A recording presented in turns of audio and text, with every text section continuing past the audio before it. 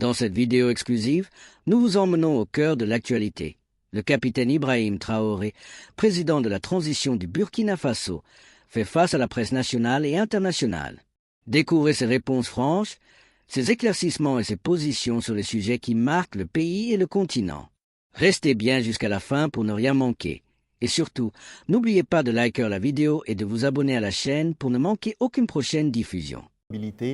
Le président du Faso, le capitaine Ibrahim Traoré, s'ouvre une fois de plus à la presse nationale et internationale. Ce soir, nous allons donc avoir l'opportunité d'interviewer le chef de l'État sur sa vision, les trajectoires de la révolution progressiste populaire, les actions posées au quotidien pour la souveraineté, la liberté et le développement du Burkina Faso. Bonsoir, Monsieur le Président. Bonsoir. Merci de nous faire l'honneur de nous recevoir ici au Palais de Koulouba à Ouagadougou donc pour cette grande interview. Alors, chers téléspectateurs, le format de cet entretien est particulier. Au total, 10 journalistes vont se succéder par vague de 2 pour poser leurs questions au chef de l'État. 5 domaines sont concernés par les échanges.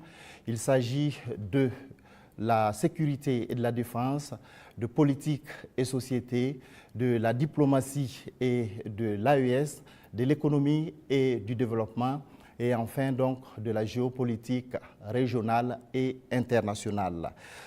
Chaque pool donc de journalistes aura entre 15 et 20 minutes pour échanger avec le chef de l'État. Mon rôle ce soir est celui de modérateur chargé de la police des débats. Monsieur le Président, avec votre permission, nous recevons donc le premier groupe de journalistes. Il s'agit de Hervé Dapa de la télévision BF1 et Asmao Dao de la télévision C360. Bonsoir, chers confrères. Vous disposez de 20 minutes pour vous entretenir avec le chef de l'État sur les questions relatives à la défense et à la sécurité. Bonsoir, Excellence. Bonsoir. Alors, certains de vos détracteurs vous ramènent régulièrement une phrase, et cette phrase remonte aux premiers instants de votre prise de pouvoir, quand vous disiez que si tout est mis en œuvre, 3 mois suffiraient pour tendre vers la fin de la guerre. Et ces détracteurs disent aujourd'hui que 3 ans plus tard, la guerre n'est pas totalement terminée. Monsieur le Président, ce soir, que leur répondez-vous? D'accord, merci beaucoup. Et merci à tous d'être venus pour cette interview. C'est vrai, c'est ce que nous aurons souhaité, mais les choses n'ont pas été comme on le pense. Et je dis si tout est mis en œuvre. Alors, il y a plusieurs perspectives à mettre en œuvre pour pouvoir atteindre cet objectif dans ce laps de temps. Mais tout n'a pas été mis en œuvre comme on le souhaitait. Primo, l'adversité. Alors, dès que nous sommes arrivés au pouvoir, nous aurions espéré qu'on nous laisse travailler très rapidement et pouvoir avancer. Malheureusement, certaines personnes nous ont approchés et ont voulu que nous allions dans leur sens parce que leur objectif n'était pas que la guerre finisse de sitôt. Je veux parler de certaines forces étrangères qui étaient présentes sur notre sol. On a eu des débats houleux avec des diplomates venus d'ailleurs sur la question, mais personne ne voulait qu'on aille dans le sens de finir cette guerre. Nous l'avons compris à travers les messages. S'il arrivait que des gens viennent jusqu'à nous dire qu'il faut qu'on accepte qu'ils soutiennent les terroristes et nous soutenir également, ça veut dire ce que ça veut dire, c'est une guerre entretenue. Donc nous avons très vite compris, on s'est débarrassé de toutes les forces qui étaient présentes ici, que ce soit les forces françaises, les forces américaines, et nous avons compris que la lutte sera âpre.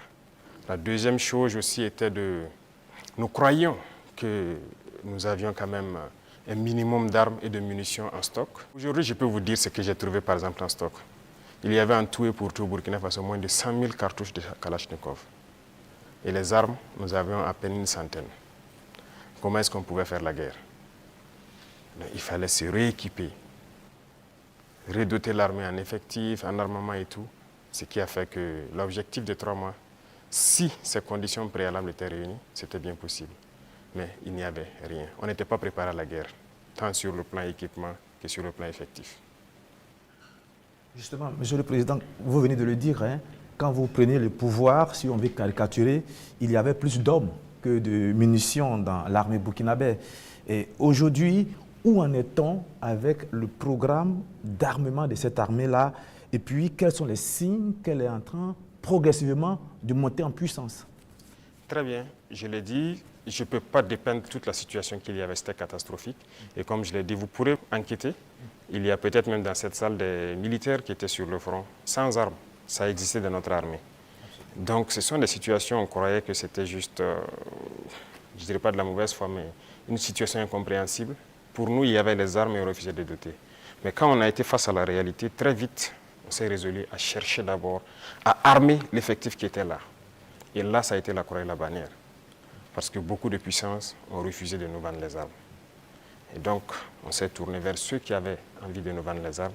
Très vite, on s'est équipé. On a recruté les VDP, on a pu payer tout ce qu'on voulait. Le processus, nous avons fait un plan d'équipement pour une montée en puissance.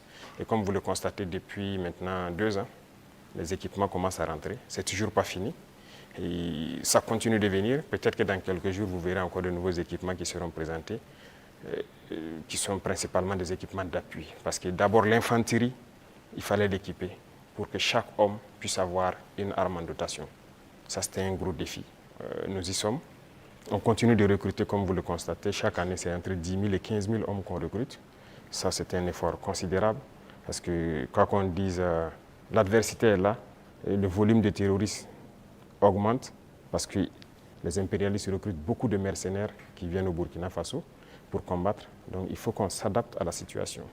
Et maintenant, nous avons notre 3e phase, qui n'est plus d'acheter, mais de fabriquer nous-mêmes. Et nous sommes aussi là-dedans. Donc, c'est ça la montée en puissance. Il faut bien s'équiper, mais aussi créer une industrie de défense.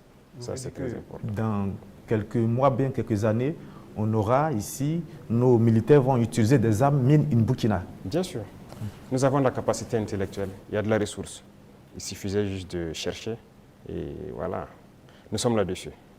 Vous serez surpris sûrement. Alors, Monsieur le Président, cette guerre, est-ce que nous pouvons la gagner? Est-ce que nous allons la gagner? Nous ne pouvons que la gagner. Qu'est-ce qu'on ferait? Soyez sûrs, nous n'irons nulle part et nous allons gagner cette guerre. Je vous ai dit que la menace mue beaucoup, mais nous nous adaptons.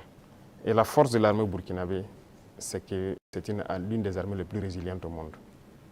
La pression que le Burkina Faso a, et je ne pense pas que sur cette terre actuellement, il y a un pays qui a cette pression. Mais nous tenons, nos hommes se battent et nous nous adaptons constamment à la menace. Et nous comprenons d'où vient la menace, comment ça se manifeste, c'est ça le plus important. Et actuellement, je peux vous rassurer que bientôt, nous parlerons d'un albinos noir qui va apparaître. Et vous verrez. Ne me demandez pas de quoi il s'agit, je pense que vous comprendrez plus tard. La guerre va finir et très vite. Justement, pour gagner cette guerre, vous venez de le dire, il faut des armes et il faut aussi des hommes, et surtout des hommes déterminés. La détermination, vous le savez, c'est le game changer majeur. C'est ça qui fait la différence dans toute guerre. En ce moment, au moment où on parle, quel est exactement le moral de nos troupes sur le terrain? Vous avez très bien touché le cœur du problème, la ressource humaine, les hommes déterminés. Il ne s'agit pas juste de payer de l'équipement, il faut des hommes déterminés. Et si vous remarquez, nous sommes en train de construire une armée de qualité. Et il n'est pas rare que souvent, lorsqu'on nous jugeons qu'un chef d'élément ou bien une unité a failli à sa mission, qu'on les radie et qu'on les poursuive. C'est arrivé plusieurs fois et ça continuera comme ça.